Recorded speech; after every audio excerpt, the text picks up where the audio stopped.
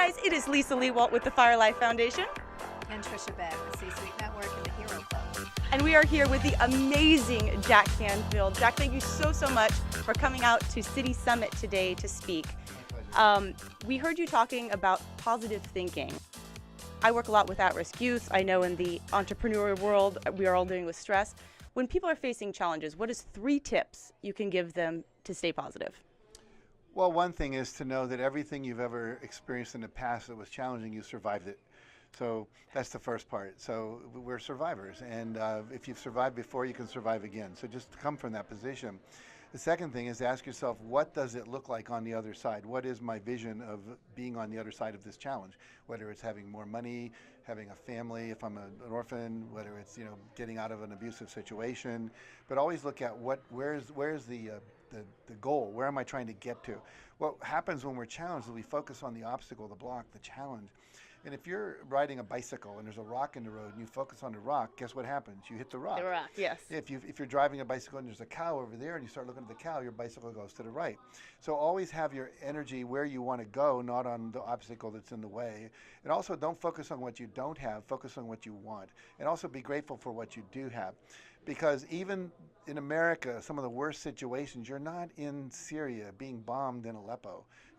If you have $100 to your name, you're better off than a whole bunch of people who the average for about 1 billion people on the planet is they make less than $1 a day.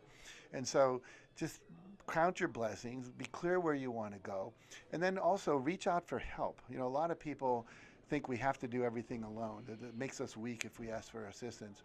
But we never got anywhere without assistance. I always say to people, why do you want to help? I said, you pump your own gas? Well, we do that now. But did you drill your own gas? Did you refine your own gas? Yes, I totally did, of course.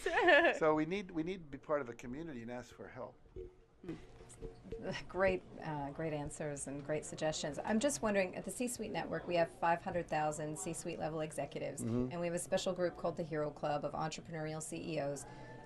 All of them are engaged and wanting to do great things in the world. So not only do they want to be successful for themselves and build their own business, but they want to be giving back, and they're doing all kinds of incredible things. And I'm just wondering what your advice would be to them to be able to balance those things and keep the focus for growing the business, but also being able to give back and think to their legacy. Well, I think the thing that happens is you have to balance your legacy, because if you're only giving, it's like in-breath and out-breath. You have to breathe in and you have to exhale. If you only breathe in, you'll explode. If you only exhale, you'll die because of lack of oxygen. And so it's finding that balance. And it's different for different people at different times in your career. If you're a startup entrepreneur, you need to be spending most of your time on your business, but at the same time, you want to be giving within the framework of that. One of my most successful entrepreneur friends, a guy named Dave Meltzer, who runs Sports One Marketing, he lives by what he calls the 120 rule. I give $100 worth of value for $20 of exchange. What that basically means is I'm always giving more than people expect. I'm coming from service rather than from greed. In the talk I just did here, I had someone come up and I muscle tested their arm and said, think of only what you will get out of this goal if you achieve it, and his arm went weak. Yeah. Think about how other people will be served by it, his arm went strong. So we can always be in a state of service wherever we are.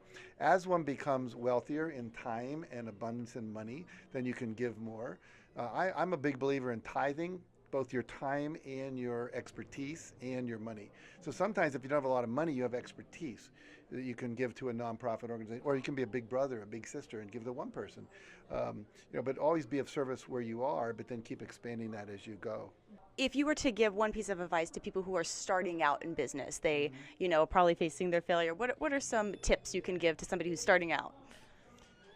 Well, number one, know your why. Why are you starting out? What is the purpose of your organization, your business, your nonprofit, whatever it might be, so that when it gets tough, you remember there's something beyond just the bookkeeping and the HR problems and the marketing challenges and all that stuff you find yourself in.